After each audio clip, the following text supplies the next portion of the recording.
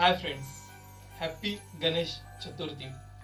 गणेश उत्सव यह मेरा और आपका यानी कि हम सभी का फेवरेट फेस्टिवल है। इसमें हम काफी सारे एक्टिविटीज करते हैं, एंजॉयमेंट करते हैं, गणेश जी की सेवा करते हैं 10 दिन और फिर 10th ऑफ डे पर उनका विसर्जन करते हैं। ये परंपरा काफी सारे सालों से चली आ रही है।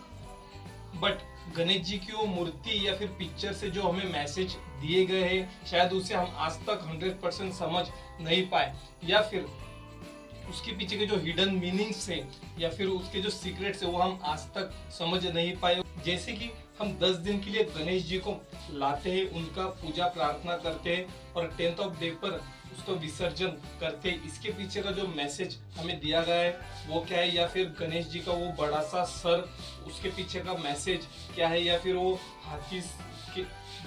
हाथी के जो कान है, ईयर है बड़े से, उसके पीछे का मैसेज क्या दिया गया है, या फिर उनका जो बड़ा सा ऐसा टमी है उसके पीछे का मैसेज क्या है, या फिर उनके हर एक मूर्ति या फोटो में एक चूहा यानी कि रैट का फोटो पिक्चर रहता है, उसके पीछे का सीक्रेट क्या है। तो यही सारे सीक्रेट्स हम इस वीडियो में जानेंगे। Half knowledge is very dangerous things, so इस वीडियो को पूरा देखिएगा। तो चलिए आइए जानते हैं कि वो कौन से ऐसे मैसेज है जो गणेश जी की मूर्ति के थ्रू या पिक्चर के थ्रू हमें दिए गए हैं। फर्स्ट है, गणेश जी की मूर्ति हम लाते हैं, उसकी 10 दिन पूजा प्रार्थना करते हैं और 10th ऑफ डे पर उसका विसर्जन करते हैं। तो इसके पीछे का मीनिंग बहुत ही सिंपल है यारो।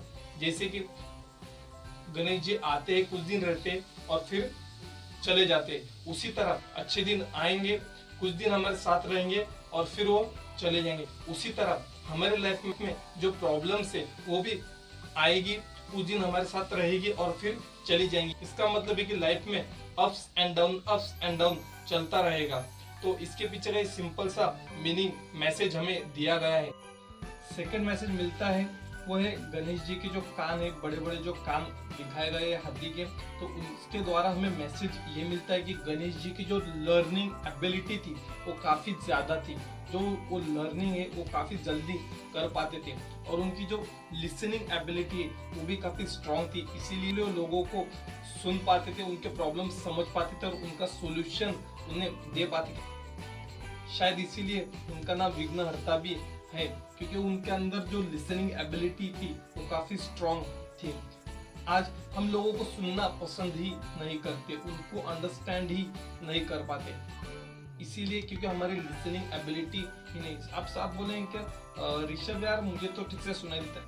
एक्चुअली में सुनाई देना that is a different thing और उसे अंडरस्टैंड करना that is a different thing. तो गणेश जी में जो क्वालिटी थी वो हमारे अंदर भी हमें लानी है, वो स्किल डेवलप करनी है, लिसनिंग एंड लर्निंग एबिलिटी की। और थर्ड मैसेज हमें मिलता है गणेश जी का जो हाथी का जो गणेश जी को जो हाथी का सर है बड़ा सा, उसके थ्रू हमें मैसेज ये मिलता है कि गणेश जी है ना वो God of intelligent, intellectual and knowledge, वो एक बुद्धि के देवता माने जाते हैं। महर्षि वेद व्यास अप्रोच करते हैं महाभारत लिखने के लिए गणेश जी को, क्योंकि उन्हें काफी इंटेलेक्चुअल एंड इंटेलिजेंट पर्सन चाहिए था, इसलिए वो गणेश जी के पास आते हैं, उन्हें अप्रोच करते हैं महाभारत लिखने के लिए। तो गणेश जी जो है वो उनके आगे एक शर्त रखते हैं कि आप जहां पर भी रुकेंगे मैं वहां पर लिखना बंद कर दूंगा। तो सामने से महर्षि वेदव्यास भी उन्हें कहते हैं कि हाँ चलेगा, बट एक बात ध्यान रखना कि कोई भी स्रोत या फिर कोई भी चीज बिना समझे, बिना अंडरस्टैंडिंग किए आपको लिखनी नहीं है। तो गणेश जी वो एक्सेप्ट करते और पूरा वो महाभारत कंप्लीट करते। इससे हम जान सकते हैं कि गणेश जी का जो इंटेलिजेंट था, इंटेलेक्चुअल था, जो लर्निंग एबिलिटी थी, जो उनका listening ability, learning ability and जो एनालिसिस करने की एबिलिटी थी वो काफी ज्यादा थी। अब आप बोलेंगे कि ये तो हमें पता है, इससे हमें क्या मैसेज मिलता, तो हम आगे देखेंगे कि इसका मैसेज क्या आता है हमारे लिए। और फोर्थ जो है वो है उनका बड़ा सा टमी। अब हम देखते हैं कि काफी सारे देवी देवताओं को, काफी सारे गॉड्स को जो दर्शाया गया है वो बहुत ही फिट और हेल्दी दर्शाया गया। तो गणेश जी का ही जो टमी है इतना सा बड़ा सा क्यों दिखाया गया है, उसके पीछे भी सिंपल सा मीनिंग है, वो है health, wealth and prosperity. Yes friends, Ganesh ji का जो टमी है वो दर्शाता है हेल्थ और वेल्थ और अबेंडेंस को, प्रॉस्पेरिटी को।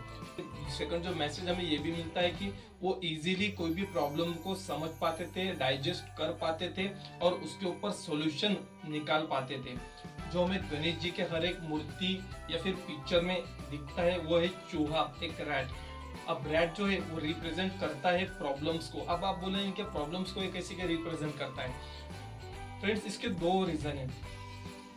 एक रीजन जो है वो हिस्टोरिकल एंड जोग्राफिकल है और सेकंड है जो रिलीजियस है। तो हम रिलीजियस देखते, जब एक राक्षस काफी सारे देवी देवता के लिए प्रॉब्लम्स क्रिएट कर रहा था तो वहां पर गणेश जी जाते हैं, उससे फाइट करते हैं और उसको पराभूत करके और अपने अंडर में लेते हैं, अपने कंट्रोल में लेते हैं।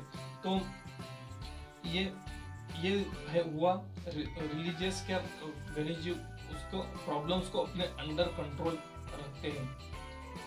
और सेकंड रीजन है जोग्राफिकल एंड हिस्टोरिकल, जैसे कि जो इंडिया जो है वो है एग्रीकल्चरल कंट्री और एग्रीकल्चर के लिए यानी कि फार्मर्स के लिए जो सबसे बड़ा दुश्मन, सबसे बड़ा जो एनिमी है वो है चूहा। अगर चूहा अगर खेत में अगर चला जाए तो काफी सारा फार्मर्स का नुकसान हो सकता है। तो इंडिया में जो फार्मर्स का जो एनिमी है वो चूहे को दर्शाया है। तो इस तरह वो कंसेप्ट आई है। सो इन सभी चीजों को हम कोरिलेट करके देखते हैं। जैसे कि गणेश जी का जो लर्निंग एबिलिटी थी वो काफी ज्यादा थी, उस वजह से उनका इंटेलेक्चुअल और नॉलेज काफी बढ़ा। और जब आपका नॉलेज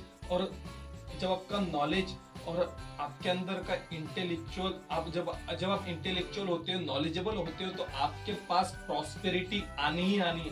अब इसका ये मतलब नहीं है कि प्रॉस्पेरिटी आने के बाद आपका जो टमी है वो बाहर निकले, बट वो सिर्फ सिंबॉलिकली हमें दर्शाया गया है, क्योंकि ऐसे काफी सारी चीजें विजुअलाइज करना हमारे लिए आसान नहीं होता, इसीलिए ये सारी चीजें हमें सिंबॉलिकली दिखाई गई है।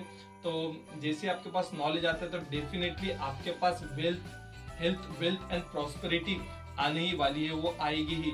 और आपके पास जब नॉलेज होगा तो प्रॉब्लम्स आपके कंट्रोल में रहेंगी। जो हमें रैट के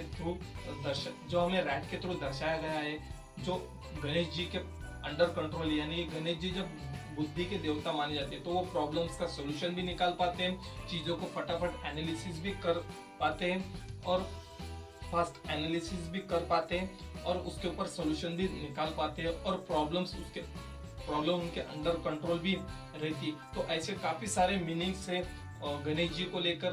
मैंने यहाँ पर कुछ पॉइंट्स शेयर किए, कुछ पॉइंट और कभी शेयर करूंगा। आपको फिर एक बार हैप्पी गणेश चतुर्थी। इस वीडियो को लाइक करें, सब्सक्राइब करें और अपने फैमिली और रिलेटिव्स के साथ, फ्रेंड्स के साथ शेयर करें ताकि ये नॉलेज उन तक भी पहुंच सके। And thank you so much watching for video. Thank you.